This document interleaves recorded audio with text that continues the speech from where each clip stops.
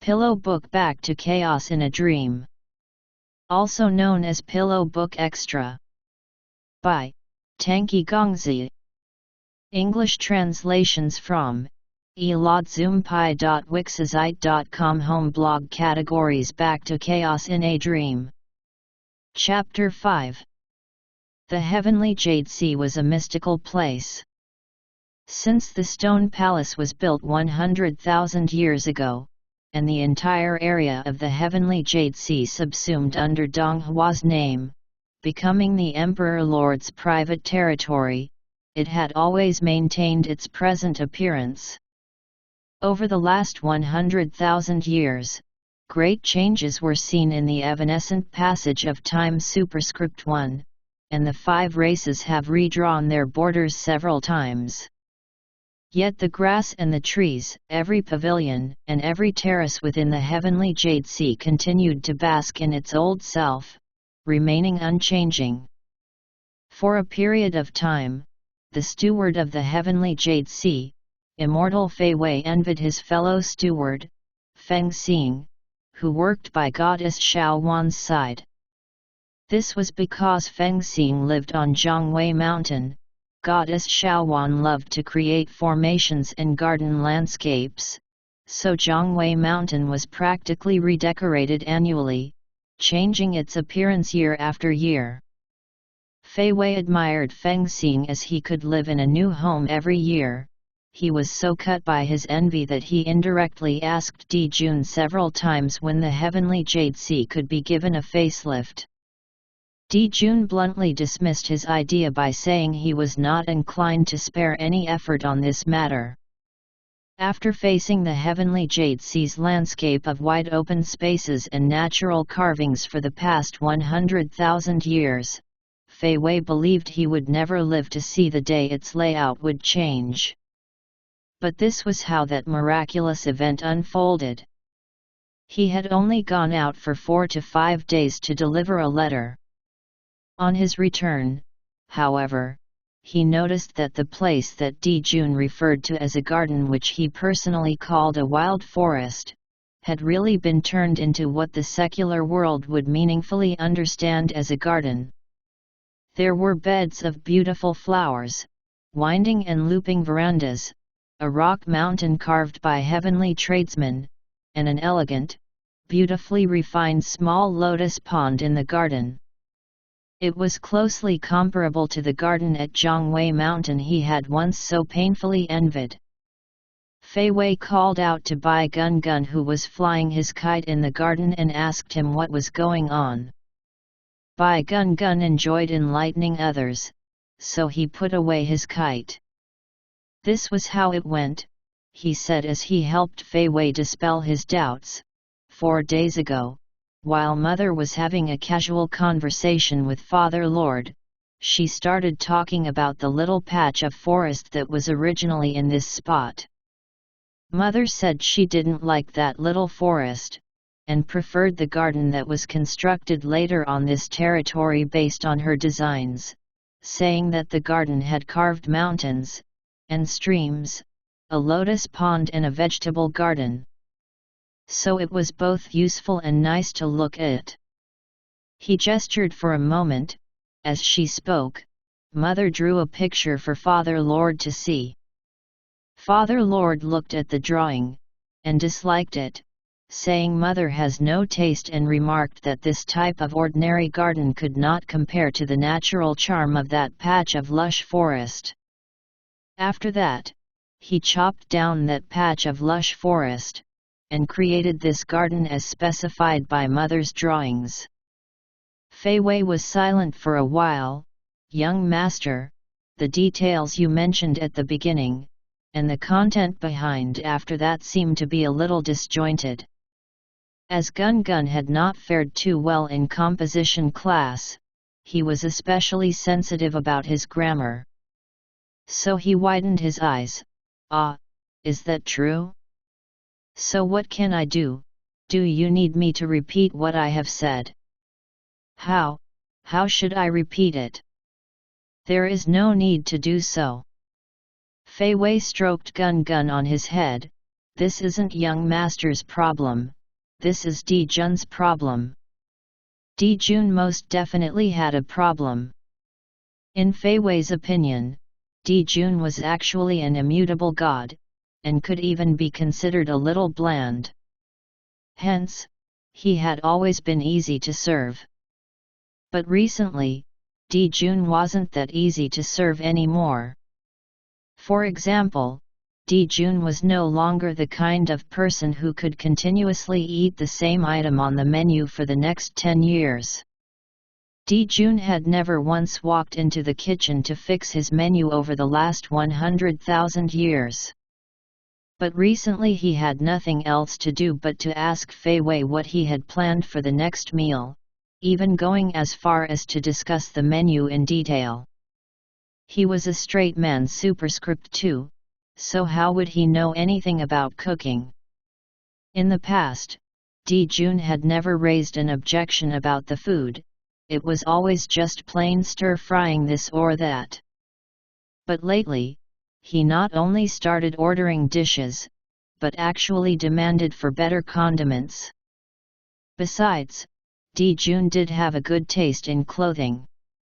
But the 4 seas and 8 realms were at war, so it was already a good thing if everyone had enough to eat and had clothing to keep themselves warm. Hence, there were no so-called trends in his clothing. Consequently, when he made clothing for Di Jun, he would sew a few hundred at a time with the same exact material, in the same design and color out of convenience. Di Jun had never said anything about the clothing after wearing them for the next 100 years. But in recent times, Di Jun suddenly became interested in rare cloth. Whenever he was free, he would urge him to go out and search for cloth in the color, material, and pattern he had specified clearly to the minute detail.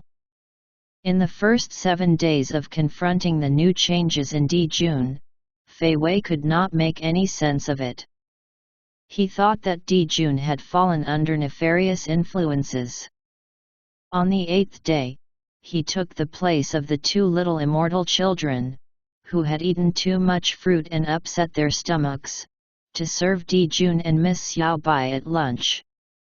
It was here that the instinctively clever immortal Fei Wei worked out the reason why Di Jun had suddenly become so meticulous about food. Di Jun was still the same Di Jun who would simply eat whatever he was given. But Miss Xiao Bai was a fine, delicate girl, and such a girl would require the same kind of thoughtful care. She should not simply eat whatever she was served. On the 9th day, he saw the rare cloth he spared so much effort in finding, appearing on Miss Xiao Bai's body. Immortal Fei Wei, who only needed a hint to comprehend things, also understood why Di Jun suddenly became selective in clothing material. Di Jun was still the same exact person who would wear whatever he was given. But Miss Xiao Bai was a fine, delicate girl, and such a girl will need the same kind of thoughtful care. She should not simply wear whatever she was given. Fei Wei observed the situation for half a month. On the surface, it appeared as if Di Jun treated Miss Xiao Bai just like anyone else. For example, Di Jun loved to stifle people when speaking. The frightening thing was, he actually treated Miss Xiao Bai the same way. As a result, he often made Miss Xiao Bai so angry that she would spend an entire day ignoring him afterwards. Fei Wei sighed as he thought, perhaps Miss Xiao Bai believed that Di Jun did not treat her well. But he knew that Di Jun had truly done many things for her. In fact, one could say he treated her meticulously in every possible way. But he suspected that Miss Xiao Bai became confused after being stifled by Di Jun on a daily basis, so how would she ever know that Di Jun had put so much effort for her? Instead, she thought that the reason she was eating well and wearing good clothing was because of him, Fei Wei, the immortal steward's attentiveness in handling matters. He was nowhere near this thoughtful. Dijun did not seem to mind that Miss Xiaobai had this sort of misunderstanding toward him, and even bade him not to speak about this indiscriminately. Why would Dijun behave in this way? Wasn't it a good thing for Miss Xiaobai to know that he had seen to her needs in a considerate and attentive manner? Could it be possible that Dijun had never pursued a girl before and liked Miss Xiaobai? But there were thousands of thoughts hidden within his heart, yet he did not know how to express it, therefore causing him to take such incomprehensible actions.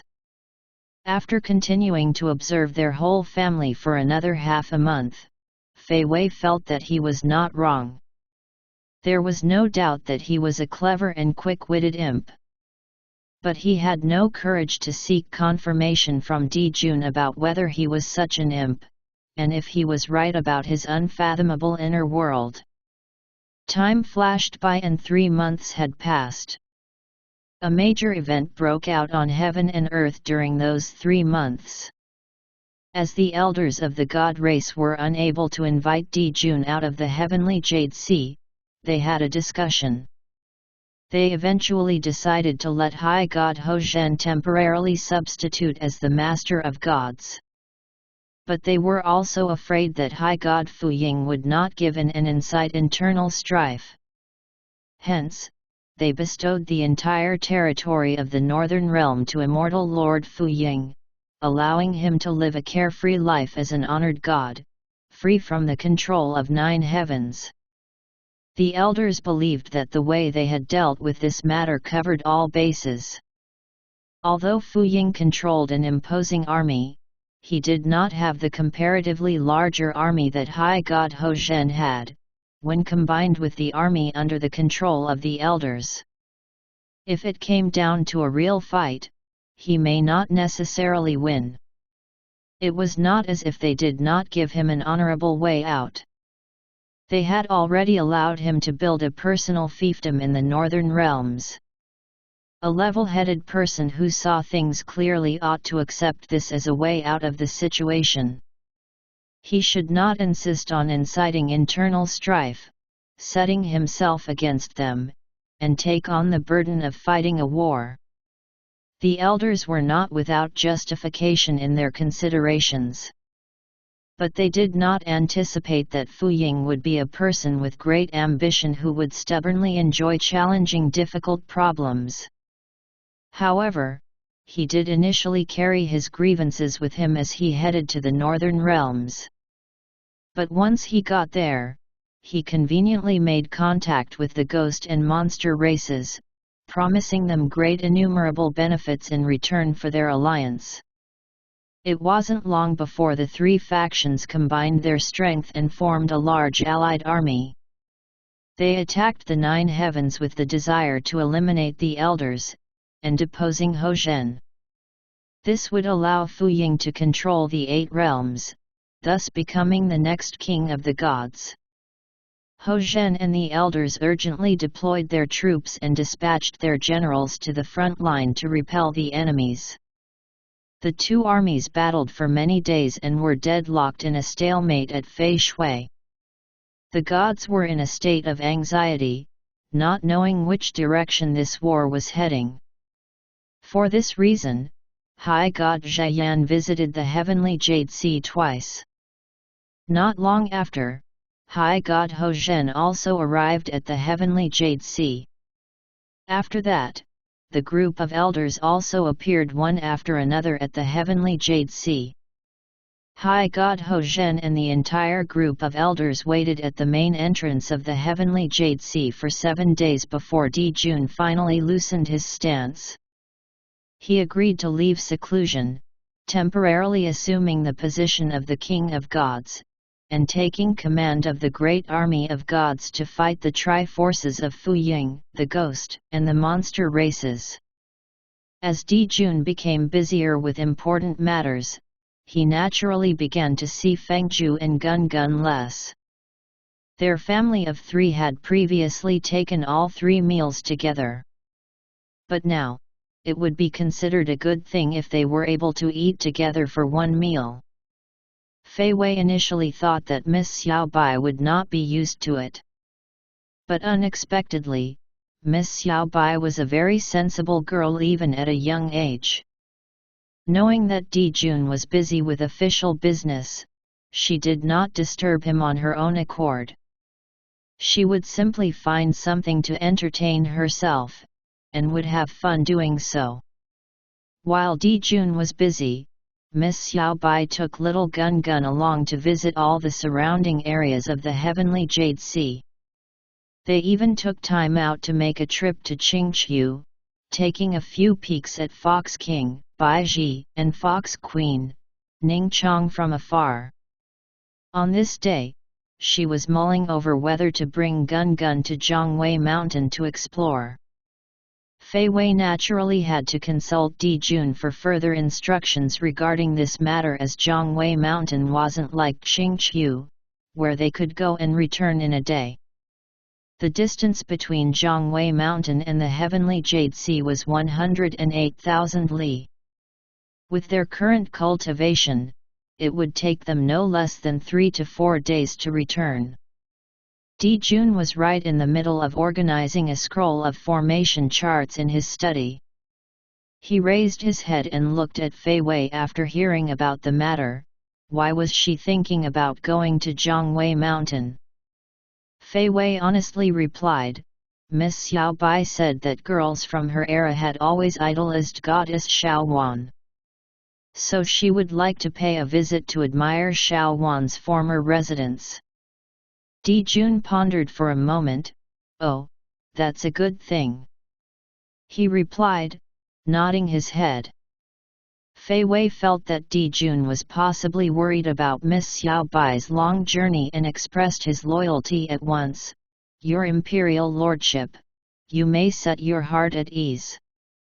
I will definitely protect Miss Xiaobai well on this journey, and make sure that both Miss Xiaobai and young master remain absolutely safe. Di Jun deliberated once again for a while, and rolled up the scroll of formation charts afterwards. He casually said to Fei Wei, It doesn't matter, I have a meeting there and happen to be on the same route as you all. Naive Fei Wei believed him. Originally, the location of the formal discussion forum officiated by High God Ho Zhen was to be held at the heavenly Jade Sea to accommodate Di Jun. And just like that, it got relocated to Zhongwei Mountain, 108,000 li away. It was only when the other gods came to him on separate occasions to inquire about the sudden change in location that Fei Wei realized the meeting Di Jun spoke about was actually this meeting. So when Di Jun said he happened to be, it really wasn't the case. The other gods modestly asked him what this was about, but he did not know what to say. He could not reveal that it was because Di Jun did not feel reassured when Miss Xiaobai wanted to explore Zhongwei Mountain, and therefore changed the location of the discussion forum to the same destination. This would greatly diminish Di Jun's illustrious reputation. So Fei Wei racked his brains and forced himself to reply, perhaps it's to commemorate his friendship with goddess Xiaowan. After hearing those words, the other gods surprisingly believed him. Sighing amongst themselves, Di Jun is truly a person who values friendship. One after another, they wiped their tears as they left feeling touched. Fei Wei wiped the cold sweat off his forehead, feeling that he was really quick-witted. Feng Zhu naturally did not know about this incident. She honestly thought that it was mere coincidence that the forum was held on Zhongwei Mountain, and that Di Jun just happened to be on the same route as herself. So she merrily followed Di Jun all the way to Zhongwei Mountain. Di Jun left to attend his forum. Feng Zhu took Gun Gun with her to visit the surrounding area, covering every place their eyes could see. After they finished sightseeing and returned to their living quarters, they saw Fei Wei moving their luggage outside. Upon further inquiry, she found out that the immortal servants were not aware of her identity and had thought she was a servant girl from the heavenly Jade Sea. As a result, they had organized for her to stay in the servants' quarters. Fei Wei was in the process of moving her belongings to Di Jun's courtyard. Feng Zhu was a generation of Qing Chu's queen, and was occasionally quite meticulous and thorough while considering matters. She felt that this place was not the heavenly Jade Sea, and doing this would be rather excessively ostentatious, potentially stirring up rumors about Di Jun. Hence, she instructed Fei Wei to just arrange for her to be housed in a single quarter in the maidservants' courtyard, and that would suffice. After hearing that Di Jun was still discussing official matters with others, it occurred to her that Di Jun would be fatigued, and prepared a set of ginseng tea, entrusting Fei Wei to send it to him. Fei Wei carefully lifted the set of ginseng tea and left. Feng Zhu returned to her quarters, coaxed tired Gun Gun to sleep, and took care of her luggage.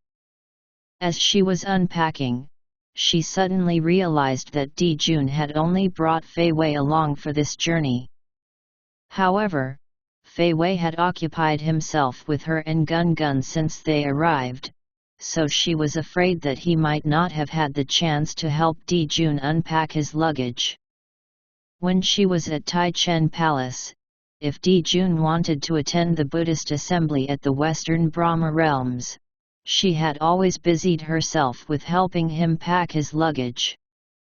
Di Jun also liked it very much when she did so. With this in mind, she immediately decided to take a look in Di Jun's courtyard to see if there was anything that required her to organize. Di Jun's courtyard was very large as expected. She walked gracefully all the way to the front of Di Jun's sleeping quarters only to pause at the locked stone door. She was always able to pass through Di Jun's restriction wards and boundaries unhindered, but this was not the heavenly Jade Sea. This was a place that did not rely on restriction wards or boundaries to keep doors locked, it relied on physical keys. Fei Wei wasn't by her side, so she would not be able to open the stone door before her. Just as she was feeling thorny about her problem, she suddenly heard a feminine voice shout, "Who are you, and what are you doing here?" Inside Hechi Hall, the gods were in the middle of an official discussion when they caught sight of Princess Zai Zhang barging in hurriedly. Princess Zai Zhang was High God Ho Zhen's only daughter, and the apple of his eye. As a consequence, she had always been willful. Unlike High God Fu Ying, who was an expert in warfare, High God Ho Zhen was not a warrior god. When it came to leading an army and fighting a war, he was no match for High God Fu Ying, but he had a brain that was functioning well. It was rumored that 700 years ago, when High God Mu Yuan first set out on his path, High God Ho Zhen had wanted to marry his daughter to him in order to inseparably bind his clan close to High God Mu Yuan. This was one way he had illustrated how intelligent his brain was. Unfortunately, Zai Zheng was wholly enamored with Dong Hua, and would rather be dead than to comply. In actual fact, marrying Dong Hua was also a good option, as Ho Zhen remembered he had also supported it. But Dong Hua returned to his native home to live in seclusion 500 years later. However, as Dong Hua left seclusion recently, word had it that Ho Zhen's intentions was reignited. Princess Zai Zheng had trespassed into Hechi Hall this time. But how was one to know if it wasn't a show performed by father and daughter to arouse the attention of Di Jun? The gods present at the forum were quite astute, so no one would think of damaging Ho Zhen's intentions. Therefore, they uniformly stopped their discussion and collectively turned their attention toward the spectacle. However, this matter truly had nothing to do with High God Hozhen. He was also very confused as he watched his daughter barge in, and couldn't help pulling a long face. Everyone is currently discussing official business with his imperial lordship, so how could we tolerate you making a scene here? And why have you not quickly left? Princess Zhang wasn't even the least bit afraid. Your daughter is also here to speak of official business. Besides, it is an official business that also requires Dijun to make decisions on. She clapped her hands as she spoke, and two strong immortal servants escorted a female immortal, whose hands were bound with the immortal trapping lock, into the hall. The female immortal had beautiful jet black hair, snow-white skin clothed in red, looked rather young, yet her beauty was astounding. The crowd of gods looked at each other blankly. They watched as Dijun, who was still slowly stroking his paperweight a short while ago, stopped short, and looked towards the middle of the hall. Fengju wasn't afraid of her current predicament. She was just afraid of losing face. At just 30,000 years of age, she was still too young. Even if she was outstandingly talented among her immortal peers, she had lost her cultivation after battling Miao Luo and had not yet restored her immortal strength. Under these circumstances, she would not be able to fight Zhang, an immortal 3 generations older than her. She was truly powerless to do anything about her situation. She quietly raised her eyes a little, secretly watching Dijun. Dijun's gaze also landed on her, and appeared to be looking at the immortal trapping lock on her hands. She was discouraged as she thought about how Dijun must have felt that she was a weakling, looking down on her. The more she thought about it, the more she felt disheartened, so she dropped her head low. Zhang cast a cold eye at Fengju, and faced Dong Hua, her demeanor severe.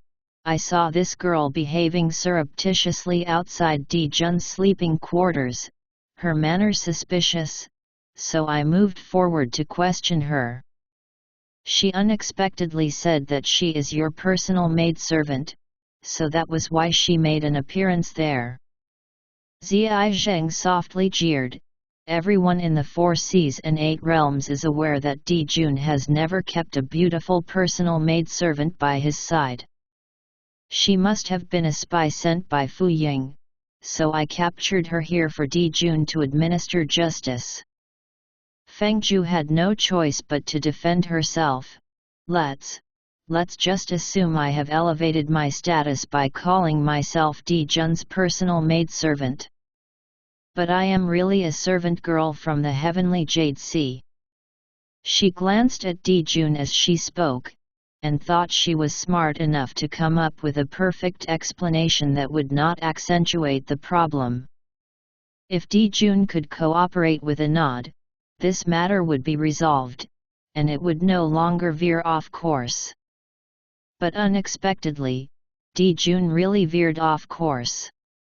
He did not nod his head as she had hoped, and instead, looked at her, frowning, appearing in front of my quarters. What were you doing there? Zhang exclaimed indignantly.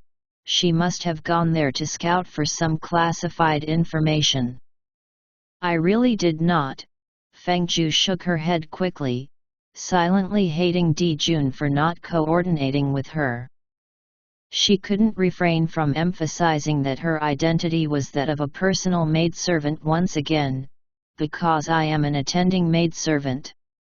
My duty is to serve Dijun. That was why I wanted to say I was just intending to unpack Dijun's travel baggage. Zhang laughed coldly. So why weren't you able to enter Dijun's sleeping quarters? Fengju stiffened. I did not have the key. Zhang laughed coldly once again. why would a personal maidservant tasked to unpack Di Jun's travel baggage not have the key to his sleeping quarters? The two women argued endlessly for a while. Di Jun, who was silently watching them from the side, asked a soul-doubting question, has relying on the both of you to debate whether she is indeed my personal maidservant or not produced any results? Isn't it easier to just ask me directly? Logic, this was indeed the logic. Zai Zheng was stumped for a moment, and reacted after a while. Her expression had a moment of wonder before she shot Dong Hua a bewildered look. So, is she definitely your imperial lordship's personal? Di Jun massaged his temple. She is not. Zai Zheng heaved a sigh of relief, and raised her voice. Then she must be a spy. Di Jun tapped his fingers impatiently. She is my wife. Fengju totally did not expect Di Jun to casually and indifferently speak the truth, and was momentarily in a shocked daze. The crowd of immortals were also dazed. Only Di Jun remained unfazed, and looked towards herself and Zai Zheng. If there are no other matters, both of you may leave. Seeing her obediently turning to leave, he spoke again. Wait, Xiao Bai. He retrieved a set of keys from his sleeve as he spoke, and saw that her hands were still bound with the immortal trapping lock. He creased his brow, and the immortal trapping lock disappeared. Di Jun threw the keys over, and Fengju caught them distractedly. This is. Di Jun appeared as if he did not understand why she would be asking such a retarded question. Didn't you want to unpack my baggage, but had no keys? Watching the understanding suddenly dawn upon her as she mumbled, Ah, yes. Di Jun appeared as if he was amused by her. Not wanting others to sense it, he pulled up his lips slightly, and slowed his voice a little. Good, you may go. Then, he added a line, don't lie recklessly to others in future. Fengju shot a glance at the crowd of petrified immortals in the hall. Nodding her head, she took the keys and left. When she stepped over the threshold of Hechi Hall, she heard Di Jun impatiently address Zai Zheng. Why are you still here? Zai Zheng's voice carried her sobbing. When did Di Jun get married? Why haven't I heard about it before? That female immortal? What? What's so good about her? Di Jun's reaction was to call out for High God Hozhen. After that, the sound of admonishment echoed from Hechi Hall. Fengju sneaked a peek behind her, and saw a group of panicky immortal servants hurriedly supporting an interminable wailing Princess Zai Zheng out of the hall. Fengju benefited from that disaster and moved into Di Jun's sleeping quarters. The gossip appeared to grow wings, and in less than a day, it had spread throughout the 8 realms. That night, Fengju was dozing off while waiting for Di Jun to return to his quarters to sleep. The hour of water passed by, and Fengju still waited in vain for Di Jun. But she ended up waiting for a demon girl who was here to climb into his bed. The girl clapped her hand over Fengju's mouth as she was about to call for help. Ai, don't scream, don't scream, I am not here to climb into his bed, the girl explained, I am here to see what the rumored empress looked like. Fengju heard the girl's real reason for coming. For some unknown reason, she was unexpectedly a little disappointed. She had heard High God Zhayan speak about it before, that during the Age of Chaos and the Age of Antiquity, Di Jun was the man of many girls' dreams. The girls of the demon race were the most unreserved, and fond of climbing into Di Jun's bed.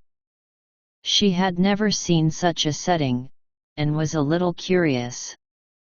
The demon girl who called herself Jinjin let Fengju go, and sized her up from head to toe. She couldn't help nodding. So you turned out to be such a beauty who could destroy a state. I, Jinjin, am willing to concede defeat. She sat familiarly at the side of the bed when she finished speaking. Moving closer towards Fengju, she continued chatting to her. However, his imperial lordship is made out of stone, and has no feelings and no desires. Otherwise, why would none of us, the demon girls of several generations, have ever succeeded in climbing into his bed? So how did you do it? Fengju retreated backwards, putting a little distance between herself and Jinjin. I did not climb into his bed. Jinjin hit her thigh once, and hit it so hard that Fengju could feel the pain on her behalf. But Jinjin remained unconcerned. I didn't say you climbed into his bed.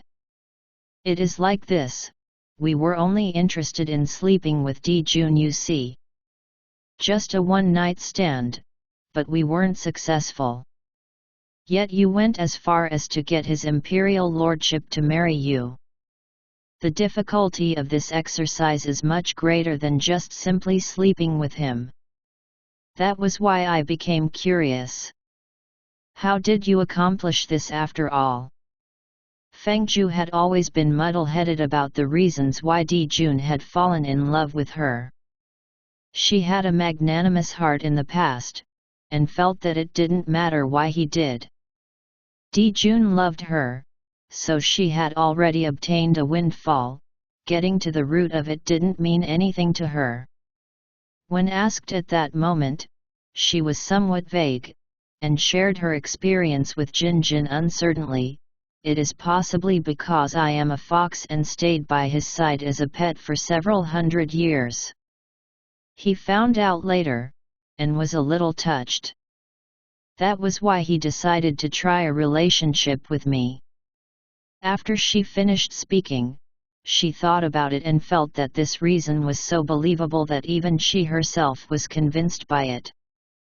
Bumping her fist against her other hand, she faced Jinjin with conviction. I guess it should be like this. Aren't you a little moved by it?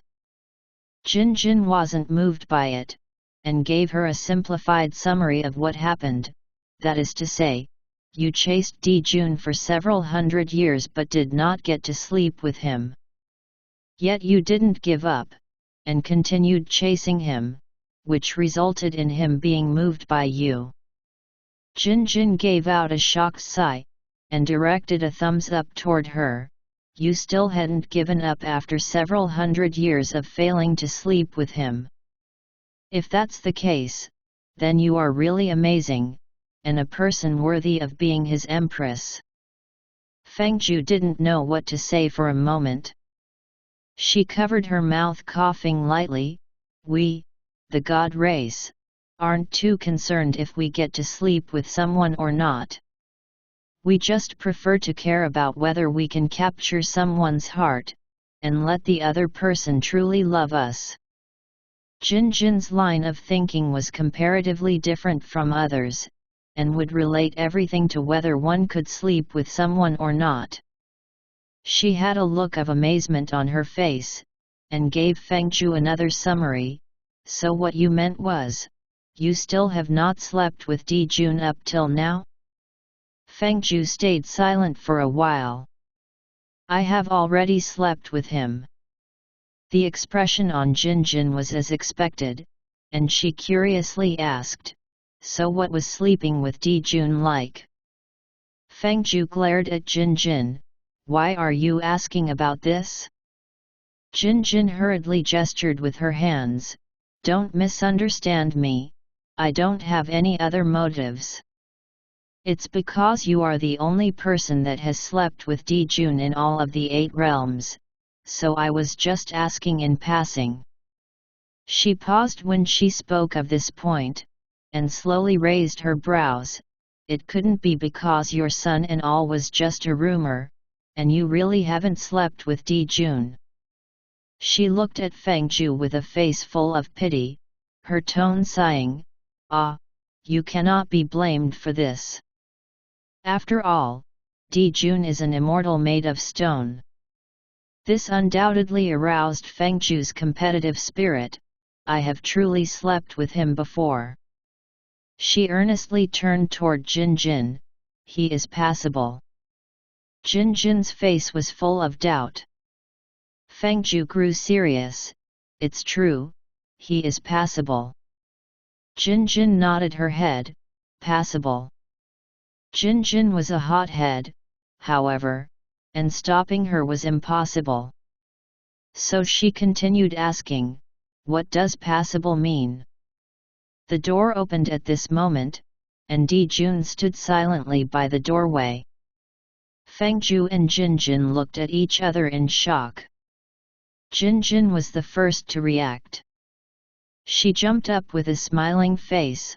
"Your Imperial Lordship, don't misunderstand. I live just on the next mountain top. Since I live close by, I just came over to chat with your Empress. I don't have any ill intent." Seeing Dijun take a step forward, Jinjin paled as she stepped back. I heard Dijun never hits women." Dijun nodded. "I don't hit them. So would you like to get out on your own, or do you want me to throw you out?" Jinjin chose to get out on her own. After Jinjin got out, only the two of them remained in the room. Fengju's heart was beating like a drum, unsure of how much Dijun had heard of the conversation between Jinjin and herself. As she saw Dijun head to the back room to bathe, she consoled herself with the possibility that he hadn't heard anything. In the end, the first thing Dijun said when he came out toweling his hair was, "I would also like to ask, what does passable mean?" Fengju, who was spreading the quilts, seemed to rise above what she had heard, and slowly turned around. "It's better not to ask." Dijun sat on the jade stool opposite the bed and continued toweling his hair. "So, does that mean it was no good?" Fengju stood by the bed, feeling as if she should not be here, but should have been under the bed. She stuttered, Not no good, you don't need to worry." Dijun put down the cotton cloth. "I was indeed a bit worried. So what does it mean exactly?" Fengju lowered her head, and half covered her face. It means good." She raised her head a little fiercely. "It means good, isn't that enough?" She covered her face again when she finished speaking. Dijun stood up, and walked over. He sat by the bedside, and pulled her down so that she was sitting facing him. Looking at her as if he was urgently discussing a serious, important matter, he asked earnestly, "So why didn't you just tell her directly that I was very good?" How could one answer such a question? Fengju felt as if she was dying. Her face was blood red as she sat there for a long time, figuring out how to reply Dijun so that he would shut up. A moment later, she said, "That I am able to have such a wonderful you has already made others hate me. If they knew that you are also that capable, won't that make them hate me more? Let's just keep it a little low-key." Dijun looked at her for a time. "You are right." Sure enough, he shut up. For a while, the two of them had no words. Then, they just laid down to sleep. After waiting for Fengju's breathing to even out, signaling that she had entered dreamland, Dijun slowly opened his eyes. Looking at the blush that had not subsided from the face of the young maiden, a small teasing smile played on his lips. The young man gazed at the young maiden in his arms. A long time later, he lightly imprinted a kiss on her forehead. Outside the window, a full moon hung high. The bright flowing moonlight, faithfully witnessing this moment. End of chapter 5. The whole Pillow Extra has 9 chapters. Just search around this channel for the other chapters audiobook. Thank you.